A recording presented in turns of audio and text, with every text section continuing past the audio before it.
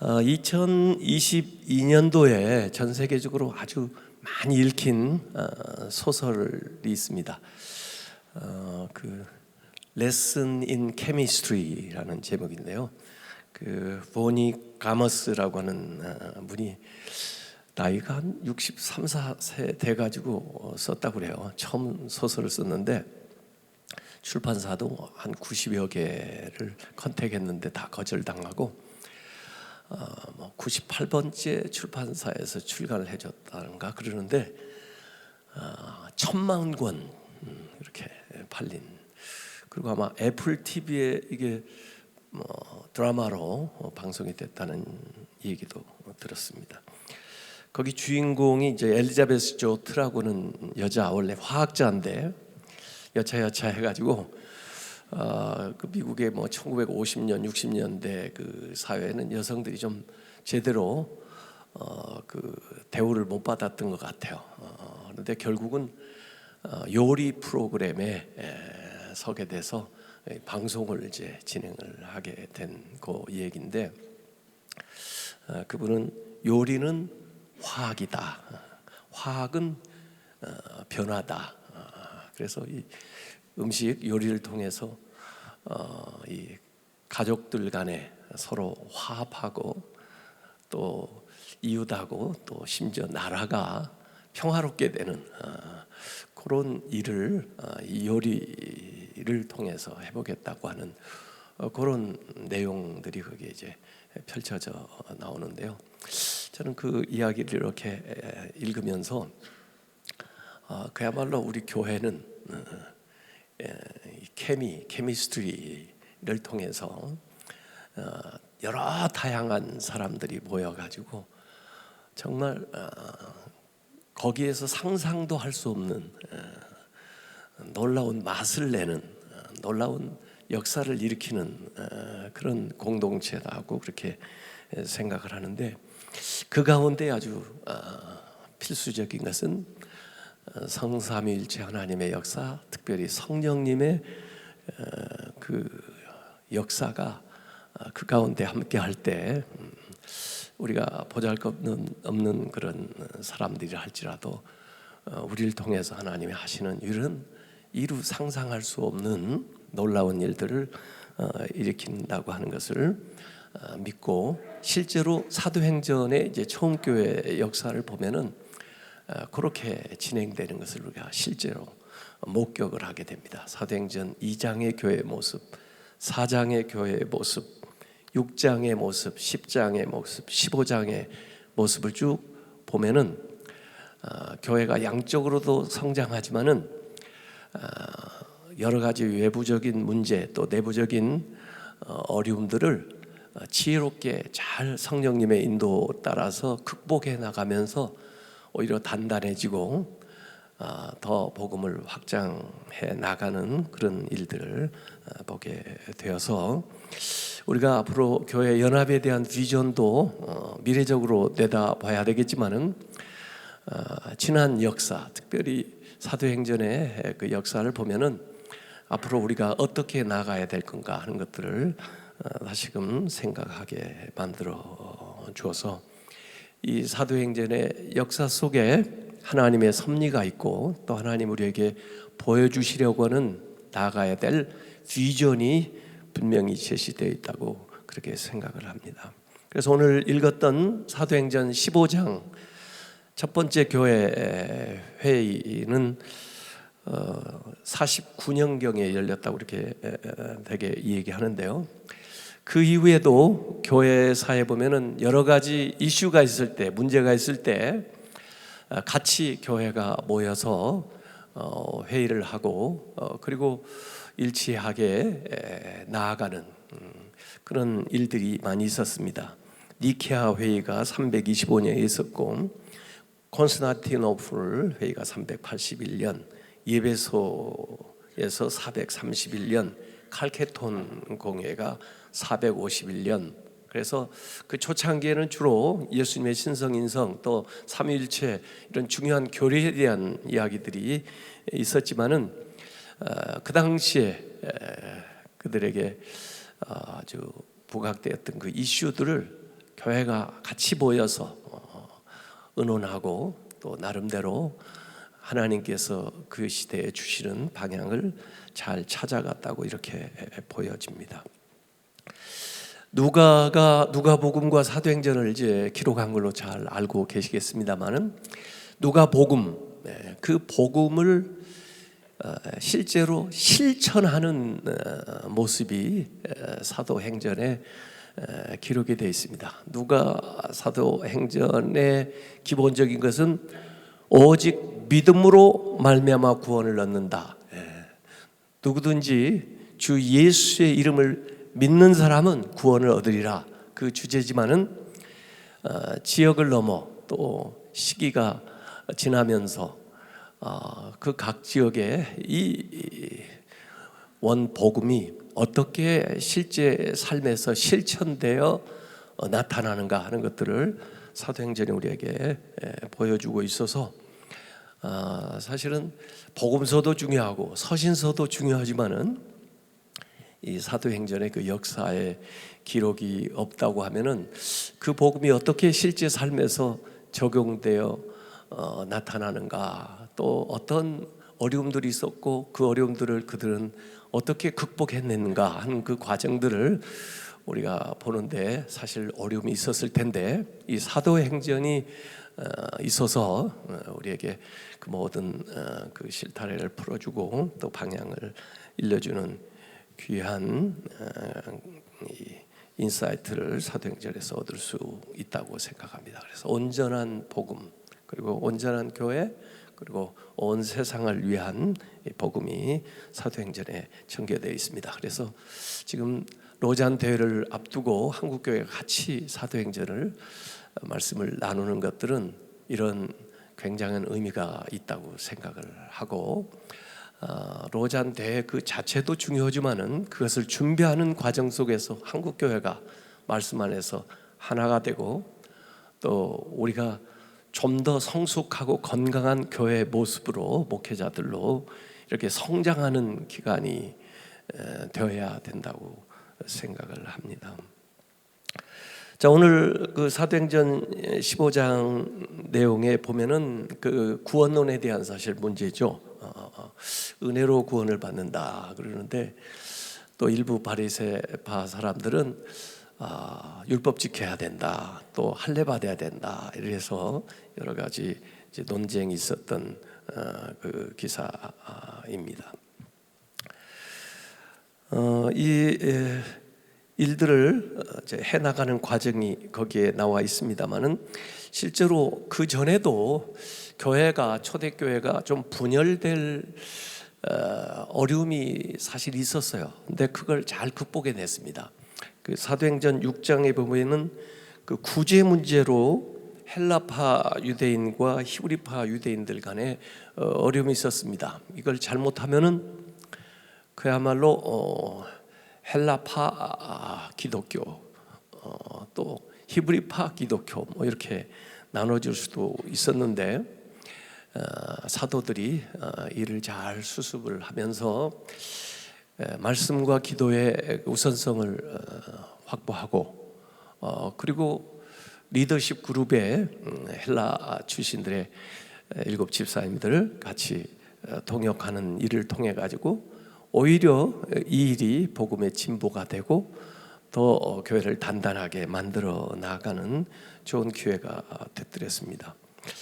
이제 이 복음이 사마리아뿐 아니라 헬라 지역으로 확장되어 나가고 바울과 바나바가 1차 선교 여행을 다녀오고 또 그 안드레 교회 안에서 유대인 신자와 이방인 신자 간에 이제 율법 문제, 할례 문제에 대한 이야기로 또 내적인 위기를 맞이한 그런 내용이 배경입니다.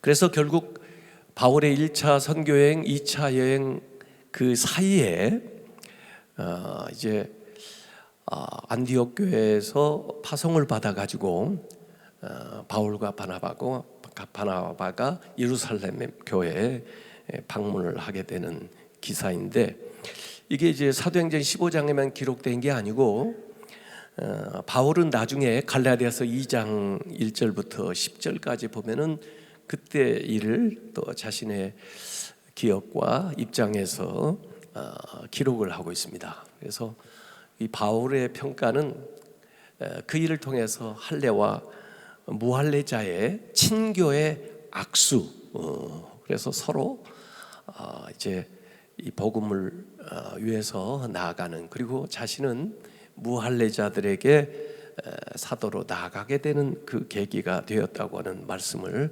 피력하고 있는 거죠. 여기 회의 이제 내용 가운데 우선 베드로가 자신의 체험을 얘기하는 것이 나오고요. 그리고 안디옥 교회에서 파송되어 온 바울과 바나바인데, 여기 발언하는 걸 보면은 순서가 또 이렇게 바뀌어 가지고 바나바와 바울이라고 나옵니다. 그래서 아마 바나바가 또 그들과 더 친숙한 연대가 있기 때문에 이야기를 한 것으로 보입니다. 그래서 실제로 자신들이 1차 선교 여행을 하면서 목격한 사례들 가지고 이 얘기를 했을 거고, 그리고 결국에는 이 야고보가 일어나서 실제로 야고보가 그 회의를 주재했던 것 같은데, 시몬 베드로의 그 경험과 또 하나님의 말씀, 아모스서의 말씀이 일치하다고 하는 이야기로 통해서 결론을 맺게 되는 이야기가 거기 나옵니다. 그리고 그 결론을 맺을 뿐만 아니라 그것을 문건으로 편지로 만들어 가지고 또 예루살렘 교회에서 신임하는 유다와 실라를 그 안디옥 교회에서 온 바울과 바나바와 함께 보내서 안디옥 교회와 또 그 다른 교회들에게 알리는 그런 절차로 진행이 되는 것을 볼 수가 있습니다. 그래서 이 회의는 정말 너무나 우리가 모든 회의를 하는 데 있어서 또 앞으로 로잔 대회와 이런 모임들을 이끌어 나가는 데 있어서 굉장히 많은 시사점들을 우리에게 보여주는 모범적인 과정이라고 볼 수가 있습니다. 우선 문제를 푸는 회의였다, 이런 말씀을 드리고 싶습니다. 그 바리새파 유대인과 바울과 바나바 사이에 다툼과 변론이 있었다. 다툼은 스타시스라고 기록되어 있는데 아주 심각한 논쟁이 있었다는 그런 의미입니다. 그래서 잘못하면은 감정적으로도 치달을 수 있는 그런 상황이었는데, 그래도 안디옥 교회가 예루살렘 교회의 리더십을 인정하고 그리고 겸손하게 또 그들에게 나아가서 답을 구하는 그런 형식으로 이 회의가 진행을 하는 걸 볼 수가 있습니다. 그래서 양쪽의 의견을 다 듣는 회의였는데, 그럼에도 불구하고 어떤 인신공격은 하지 않고 그 사안에 대한 이야기를 이제 다른 의견들을 개진한 것으로 보입니다. 그래서 서로 배려하고 서로 경청하는 그런, 결국에는 윈윈, 너도 살고 나도 사는 그런 방향으로 회의를 이끌어가는 것을 볼 수가 있습니다. 이번에 이제 우리가 한국에서 이 로잔 대회를 이제 호스팅을 하게 되는 건데요. 이 구약에서부터 굉장히 기독교의 중요한 덕목 중에 하나가 hospitality, 환대하는 겁니다. 아브라함도 이렇게 환대하다가, 롯도 환대하다가, 환대한다는 것은 이 나의 세계가 넓어지는 겁니다. 확장되는 거죠. 그래서 그가 가지고 있는 세계가 나 안으로 이렇게 들어오는 겁니다. 그래서 실제로 이 환대하는 사람이 받는 복은 굉장히 큰 겁니다. 알지 못하는 것에 대해서 알게 되고 또 복을 얻게 되고, 그렇게 하면서 자기의 세계가 확장되는 것을 경험을 하게 되는 겁니다. 그래서 이번에 우리 한국교회도 지금까지도 잘 해왔지만은 이번 기회에 우리 한국교회가 이만큼 이제 성숙해서 이제 세계 각지에서 오신 분들을 언어도 다르고 문화도 다르고 기독교의 역사도 다양하게 형성되어 있을 텐데 그분들을 우리가 환대하는 것을 통해서 그들을 이해하게 되고 또 그들의 세계가 우리 안에 들어와서 우리가 확장되어 나아가면서 앞서가는 교회는 또 뒤에 그 길을 밟아올 자들에게 길을 안내해주고 또 뒤에 따르는 분들은 더 좋은 길을 나아갈 수 있는 그런 가르침을 받고 또 우리 한국교회뿐만 아니라 세계교회가 같이 일치해 나가는 그런 복음의 연대를 이번에 할 수 있는 아주 하나님이 주신 특별한 기회이고 또 이 기회를 반드시 우리가 잘 살려서 우리 자신의 성숙뿐만 아니라 세계교회가 이곳에서 새로운 다짐과 또 기독교 역사의 새로운 전기를 열어갈 수 있는 계기를 삼을 수 있도록 우리가 계속해서 기도하면서 준비해야 될 줄로 믿습니다. 그리고 세계 도처에 있는 여러 가지 문제들은 하나님의 주시는 지혜와 성령의 역사로 말미암아서 그러한 당면한 과제들에 대한 그 해결점과 또 방향을 제시하는 그런 모임이 되도록 우리가 기도를 해야 될 것입니다. 이 예루살렘 회의는 그 다음에 원칙 있는 회의였습니다. 말씀에 입각한, 그리고 성령의 인도하심을 구하는, 그리고 은혜의 원리, 사랑의 원리를 따라서 그 모든 회의를 진행하는 것을 볼 수가 있습니다.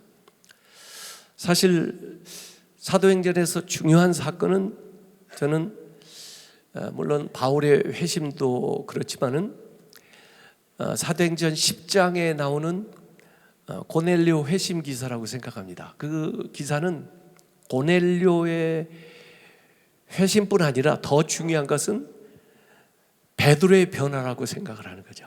고넬료는 뭐 자율학습을 통해서도 얼마든지 은혜를 경험할 수 있는 사람이고 또 굳이 베드로를 안 보내도 또 다른 사람을 보내서라도 회심할 수 있는 사람인데 굳이 성령께서 이 베드로를 세 차례나 이렇게 강권하시고 말씀하신 다음에 결국 고넬료 집에 가서 자기도 모르는, 자기도 생각하지 못했던 이 놀라운 성령의 역사가 고넬료에게 임하고 그가 구원받는, 그에게 세례를 베푸는 이 일을 통해서 이 리더십인 이 베드로가 어떻게 하나님의 뜻을 헤아리고 그 이후에 사역을 이끌어 나가는가 하는 것에 대한 아주 전기가 마련된 그 체험 때문에 실제로 이 예루살렘 회의에서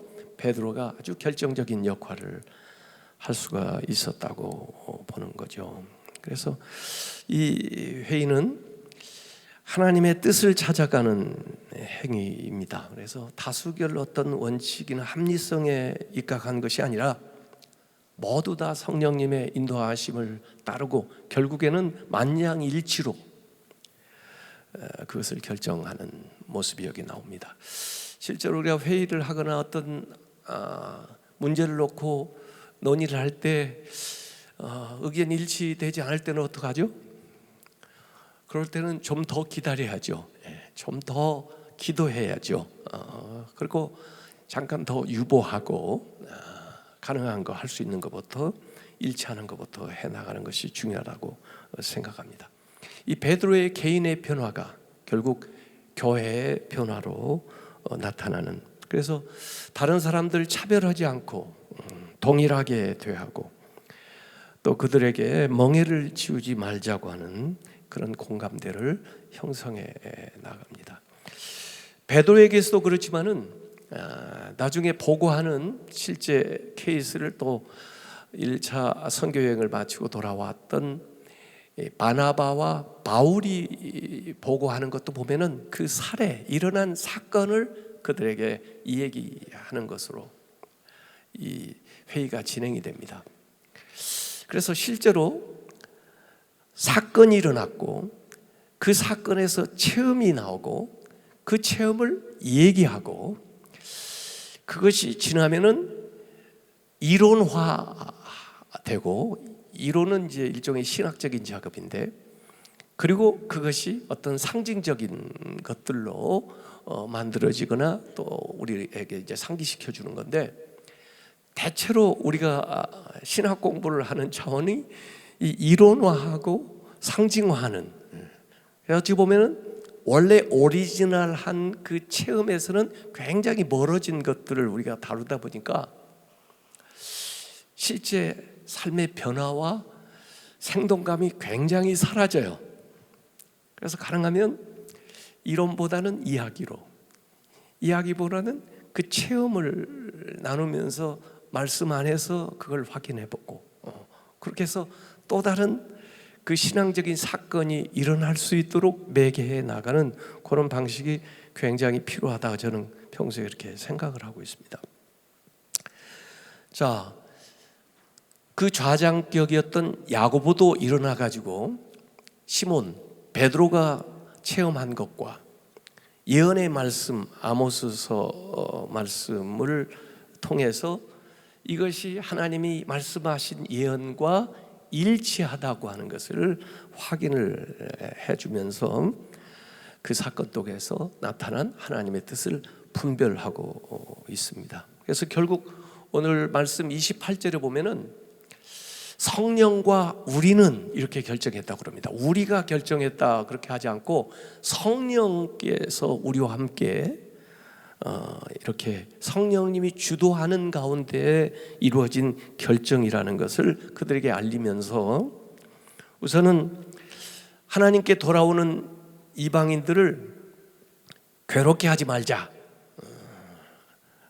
그래서 율법이나 할례 문제로 그들을 강요해서 괴롭게 하지 말자. 어찌 보면 유대인들의 기득권을 내려놓는 거고요, 또 원만한 교제를 위해서 그들에게 4가지의 제안을 한 것이 20절 그리고 반복해서 29절에 나오는데, 우상의 더러운 것, 음행, 목매어 죽인 것, 피를 멀리하라. 이것은 서로 친교를 위해서 그렇게 제안을 합니다. 저는 기독교 윤리학을 전공한 사람으로서 이런 윤리를 제창하고 싶어요. 할 수 있지만 하지 않는 윤리. 오늘날은 모든 게 자유롭고요, 또 모든 기술, 지식, 또 어느 정도 사이즈의 목회를 하게 되면은 정말 하고자 하면 거의 못할 게 없습니다. 그렇다고 해서 다 해버리면 그건 교만한 거고 또 죄를 짓는 게 있어요. 그래서 스스로 내려놓는, 바울처럼 할 수 있지만 하지 않는 것, 남에게 덕을 세우기 위해서, 하나님의 영광을 위해서, 복음 전도를 위해서 할 수 있지만 하지 않는 윤리가 지금 한국 교회에 굉장히 필요하고, 사실 한국 사회에도 필요합니다. 어떤 연구라든지 과학이라든지 무슨 테크놀로지라든지 이런 것도요, 할 수 있다고 다 하면 재앙입니다. 할 수 있지만 하지 않는, 바울이 얘기한 대로 모든 것이 가하나 모든 것이 유익한 것이 아니다. 복음을 위해서, 하나님 나라를 위해서 내려놓겠다, 이런 결단을 우리 목회자들부터 앞장서서 해야 이 땅에 변화가 온다고 봅니다. 그래서 여기 뭐 다 할 수 있는 거죠. 그런데 크리스천 서로 펠로십을 위해서, 또 덕을 위해서 다른 사람에게 걸림돌이 되지 않게 서로 배려하는 그런 삶을 살자는 이야기를 하고 있어요. 그래서 구원은 은혜로 받지만은 남을 배려하는 행동은 우리 가운데 평안을 가져다 줍니다. 그래서 본질적인 것은 분명히 하면서도 신앙의 덕을 위해서 해야 될 것들을 서로 권면하는, 이 회의는 긍정적인 회의였다 하는 것을 볼 수가 있습니다. 걸림돌을 제거했을 뿐만 아니라 가치 지향적인, 가치 있는 것을 선택하는 그런 회의를 함으로써 거기에 참여한 사람뿐만 아니라 이 결정을 듣는 모든 사람들이 기쁨을 누리게 되고 하나님의 교회에 유익이 되면서 이방 선교의 큰 창이 열리는 아주 새로운 챕터가 열려서 이제 바울의 2차 선교여행, 3차 선교여행이 더 활발하게 더 넓은 지역으로 확장되는 효과를 가져오게 되었습니다. 그래서 이 편지를 사도와 장로들이 예루살렘에서 안디옥 교회에 보내지만은 사실 이 편지가 안디옥 교회뿐 아니라 수리와 길리기아 있는 모든 사람들에게 전파되면서 그들이 기뻐하고 또 함께하는 그런 역사가 일어나는 것, 이것이 복음주의적 연합의 비전이라고 저는 믿습니다. 그래서 만약에 이 예루살렘 공회가 열리지 않았다면 어땠을까? 유대인 기독교와 이방인 기독교 간의 분열이 될 수가 있었을 거고요. 또 이방인 남성 신자들은 모두 할례를 받아야 하거나 그렇지 않으면 베드로와 바울이 동역하기가 어려운 그런 상황으로 나아갈 수도 있었을 것입니다. 그러나 이 회의가 건설적인 긍정적인 회의가 되었기 때문에 서로 교회가 일치하고 또 자신들이 할 수 있는 역량을 같이 동원해 가지고 동역해서 세계 교회로 발돋움하는 그런 그 선교적 교회 모델을 우리에게 보여주고 기독교가 한 지역에 머무르는 게 아니고 전 세계에 확장되는 그런 역사가 일어나게 됐습니다. 이번 9월에 4차 대회에 7가지 분야에 걸쳐서 25가지의 그 주제 소그룹 모임을 가지게 될 겁니다. 이러한 주제들은 이 세상의 삶에서 우리의 신앙을 증명해내는 온전한 복음을 실천하는 데 지금 한국교회 또는 앞서가는 세계교회가 당면한 주요한 현안들이고 또 따라올 교회들이 겪게 될 문제들입니다. 성령과 말씀 안에서 다양한 토론과 실제 경험을 나누면서 깊이 있는 연구를 통해서 일치되고 또 효율적인 그런 방향을 제시하고 서로 이 일을 통해서 동역하고 또 세계교회가 함께 나아가는 그런 복된 기간이 될 수 있도록 우리 모두가 호스트로서 같이 기도하고 그렇게 참여해 주셔서 훗날에 서울 4차 대회를 기념하고 기억할 수 있는 그런 대회가 될 수 있도록 우리 각자의 역할을 잘 감당해 주시기를 간곡하게 부탁드리면서 이번 컨퍼런스를 마치겠습니다. 기도하겠습니다. 아버지 하나님, 이번에 이곳에서 저희들이 2박 3일 귀한 시간 가졌습니다. 아버지 하나님께서 우리 한국교회에 주신 아주 커다란 축복인데 이 기회를 살리지 못하면 우리 한국교회가 어떻게 될지 모르겠습니다. 아버지 하나님, 선대에 저희들에게 주신 은혜에 기반하고 이번에 새롭게 저희들이 변화되고 도전해서 그동안 침체되고 또 여러 가지 사회적으로 교회 내부적으로 어려웠던 문제들을 떨쳐내고 해결하고 더 높은 차원으로 나아갈 수 있는 귀한 발판이 될 수 있도록 하나님께서 금년 4차 대회를 활용하여 주시옵소서. 이 일을 통해서 한국교회가 하나 되게 해주시고 한국교회 모든 리더십들이 주님 앞에 깨어있게 해주시고 또 이곳에 방문하는 모든 세계교회 지도자들이 한국교회를 보고 또 이 로잔 대회를 통해서 다시 한번 세계교회가 복음 전파에 진일보 나아가는 계기가 될 수 있도록 하나님께서 역사하여 주시옵소서. 이 일에 우리 모두 한 사람 한 사람 사명감 가지고 참여할 수 있도록 인도하시고 또 흩어졌을 때 각 교회에서도 하나님의 거룩한 역사가 계속해서 나타나게 하여 주시옵소서. 이제는 우리 주 예수 그리스도의 은혜와 하나님 아버지의 그 크신 사랑과 성령님의 감동 감화 역사하심이 이렇게 믿으며 이렇게 헌신하며 이렇게 나아가는 우리 한국교회 모든 리더십과 세계교회 모든 성도들에게 이제부터 영원히 함께 하시기를 간절히 축원하옵나이다. 아멘.